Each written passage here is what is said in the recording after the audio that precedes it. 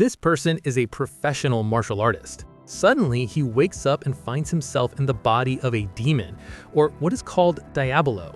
He is required to prove his innocence while the entire world demands his execution. Otherwise, he is forced to take on the role of a criminal in order to survive. Before all these events, we go back in time to the city of Colombia, where we meet a man named Chris. We see him driving a truck when a police officer stops him and asks for his ID. After verifying his identity, the officer lets him go. When Chris arrives to meet the people he had made a deal with, he steps out of the truck. As soon as he gets out, several men approach him demanding the money he is carrying. He refuses to hand it over and begins beating them fiercely, one by one. In the end, he easily defeats them all. Afterward, he goes to visit the grave of his beloved, whose name was Eleanor.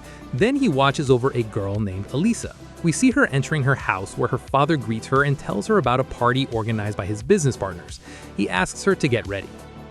Suddenly, her phone rings. A man named Felipe is calling. Her father snatches the phone from her, answers it, and threatens him, saying, "If anything happens to my daughter, I'll do the same to you." Then he hangs up. Later, Alisa says goodbye and goes up to her room. At this point, we see another girl named Olex who works at a restaurant. She asks a man to leave because she needs to close the restaurant immediately. However, he refuses. He grabs her by the hand and forces her to sit on a chair.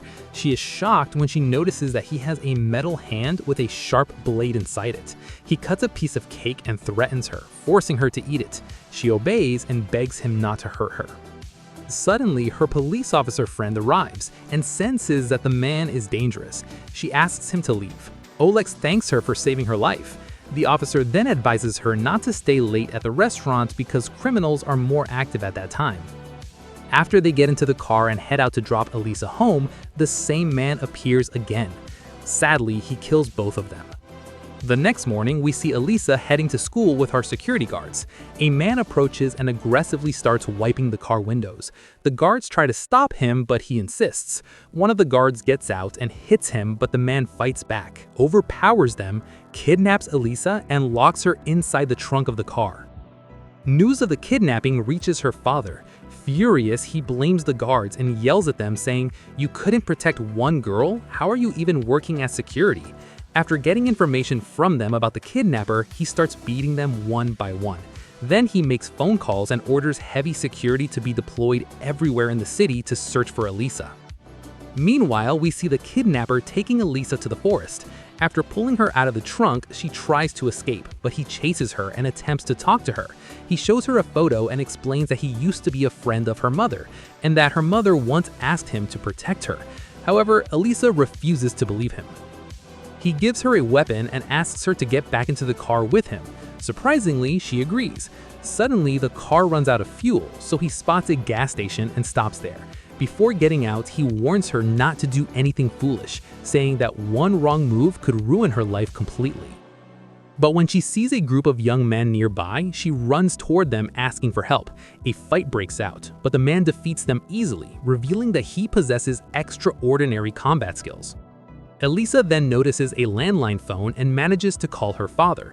However, the man catches her, drags her back to the car, ties her hands, and restrains her. She kicks him and struggles desperately to free herself, but he calms her down and says, "I won't hurt you." He then makes a shocking confession: "I am your real father." Unfortunately, she does not believe him. Angry and frustrated, she tells him that when she gets mad, she gets hungry. She demands that he take her somewhere to eat, and surprisingly, he agrees. From here, we return to her father. We see him ordering his guard to double the reward for anyone who finds her. The guard immediately makes calls and announces the news. Now we go back to Alisa, who is sitting in a restaurant with the man who kidnapped her. She asks him if he was telling the truth, whether he is really her father, and why he disappeared for 15 years. He tells her the reason: he was in prison. She accuses him of being a criminal, but he insists that he is not. Then she asks for his name, and he answers, "My name is Chris." He tells her that she looks exactly like her mother. She replies that she misses her very much. Chris then tells her something shocking: "Your father is the one who killed her." She gets furious and calls him a liar. Suddenly, a group of men arrive and point their weapons at Chris. He starts fighting some of them, but the others manage to grab Alisa and quickly escape. Unfortunately, he cannot catch up with them because his car has been destroyed. We then see the men arriving at their headquarters and handing Alisa over to the gang leader. He tells her, "We need to return you to your father to collect the reward, and you must cooperate with us." He asks her to call her father to prove that they truly found her. She agrees and calls him. During the call, she asks if he had anything to do with her mother's death. He lies and denies it. At that moment, we realize that he is actually responsible for her mother's murder. More events are coming, and you will soon discover what is really happening. Suddenly, an armed man storms the place and kills everyone there in a shocking and brutal way. Then Chris arrives at the location and But Chris suddenly appears and she manages to escape with him. On the way, he begins telling her about how her father used to treat her mother. However, she doesn't believe him. He insists that her father is the one responsible for her mother's death, and also the reason he went to prison. Despite everything he says, she becomes angry and tells him, "Everything happening to me is because of you." Trying to calm her down, he gives her money to buy some clothes. She goes and buys new outfits. After that, he starts telling her about the past.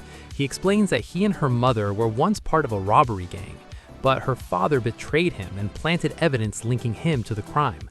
That is why he was in prison for 15 years. She begins to believe his story, but she still refuses to believe that her father was responsible for her mother's death. Meanwhile, we return to the criminal with the metal hand. We see him demanding someone's car. When the owner refuses, he kills him and takes the vehicle. Chris and Alisa then sit together in a public place. Alisa hears a group of people singing and joins them. Chris tells her that this was her mother's favorite song. She's shocked.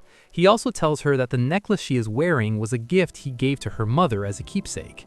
Then he reveals more about the past, how her mother tried to contact him, how her husband abused her, and how she attempted to escape from him. Hearing this, Alisa begins to remember her mother and breaks down in tears. At the same time, we see Alisa's father arriving at the place where the massacre happened. He witnesses the destruction.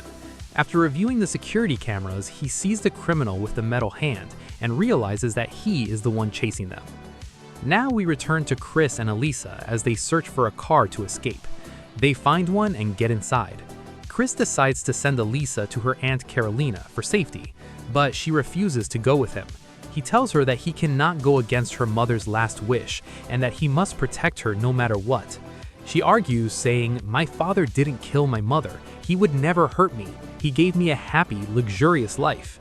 She refuses to leave, saying she loves her country, her family, and her friends, and that she is afraid of starting over. An argument breaks out. She tries to get out of the car. Suddenly, the car's owner returns. While he steps away briefly, Alisa takes the car and drives off. Unfortunately, Chris fails to catch her for the second time. She then spots a phone booth and stops to call her father, but suddenly the criminal with the metal hand appears once again. When she sees him, she runs away in fear. She starts knocking on the doors of nearby houses, hoping someone will let her in so she can hide from him. Unfortunately, he finds her. He tells her to take an apple from him and eat it, but she refuses. After insisting angrily, she finally takes a bite, then throws it in his face and runs away. Suddenly, Chris arrives and tries to save her. The criminal starts shooting, and Chris fires back. In the middle of the chaos, the attacker grabs Alisa and holds her hostage, threatening Chris, "If you shoot me, I'll kill her." Chris surrenders and begs him not to hurt her and to let her go immediately. But the man refuses. He ties both of them up and begins beating Chris while interrogating him, asking, "What are you doing here?" Chris refuses to answer, but Alisa speaks up and says, "He is my real father." Once the criminal realizes that Chris is truly her father, he beats him mercilessly until he loses consciousness. The next morning, we see Chris tied up and hanging from a tree. A man named Vicente arrives, Alisa's father, or rather, the man who raised her. He takes a gun and prepares to kill Chris, saying, "I should have gotten rid of you a long time ago. I gave you a chance and let you spend 15 years in prison so I could take Alisa." He continues, "She may be your daughter, but I'm the one who raised her. I'm the one who worked hard for her. I protected her from a life of crime." He is about to kill Chris, but then he hesitates. Instead, he decides to work together with him temporarily in order to find Alisa. As they head back together, they begin recalling the past, their attempted robberies, and everything that happened between them. Meanwhile, the criminal calls Vicente, then tells him to come to the same place where he once tried to kill him. During the call, he exposes the truth about Vicente's personal assistant, revealing that he had been leaking information about Alisa to help with her kidnapping. After discovering the betrayal, the criminal shoots the assistant and kills him. Chris then asks Vicente how they know this criminal. Vicente explains that the man used to work for him but went beyond his limits. He tells him the story of how he transformed from an ordinary employee into a legendary fighter, a man rumored to be a demon who cannot die. They finally arrive at the location. Vicente asks Chris to stay back and wait for the right moment before following them. Chris agrees.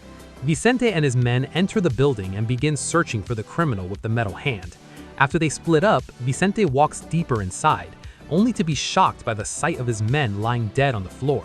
Suddenly, the criminal appears, captures Vicente, and drags him to where Alisa is being held. Unfortunately, she's chained to a staircase leading towards a massive, sharp grinding machine. Vicente rushes to climb the stairs in an attempt to shut the machine down, but he fails. At that moment, Chris arrives. As soon as he sees the criminal, a brutal fight begins.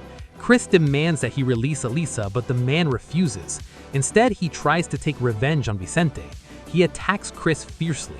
The criminal is extremely strong with his deadly metal hand, and the fight becomes intense. Chris keeps trying to reach the machine so Vicente can turn it off and save Alisa, but the criminal blocks him every time, beating him mercilessly all over his body. Meanwhile, Vicente also struggles again and again to stop the machine, but he keeps failing.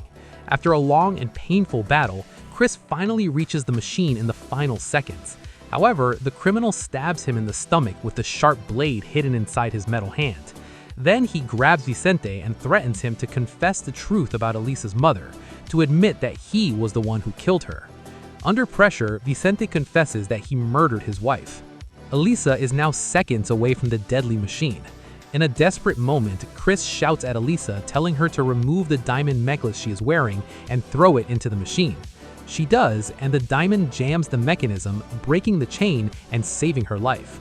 Chris immediately attacks the criminal, trying to kill him, but the criminal fights back and nearly kills Chris.